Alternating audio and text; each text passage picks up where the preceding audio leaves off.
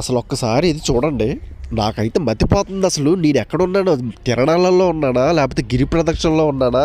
రీసెంట్గా అయింది కదా, ఏది సింహాద్రప్పన్న గిరి ప్రదక్షిణ, అక్కడ ఉన్నానా? లేకపోతే తిరణాల జాతర? అసలు ఏందో అర్థం కావట్లేదు.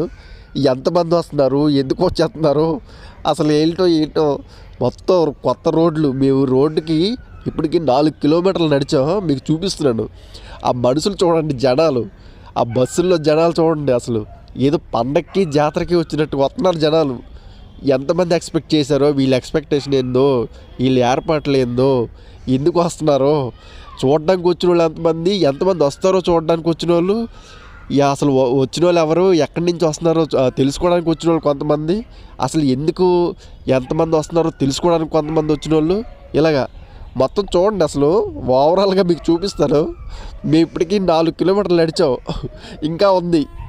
మీ చాలా దూరం నుంచి, లాంగ్ డిస్టెన్స్ నుంచి దాన్ని జూమ్ చేసి చూపిస్తున్నాను మీకు. ఎయిర్పోర్ట్కి అయితే దగ్గరలో ఉన్నాం చూడండి.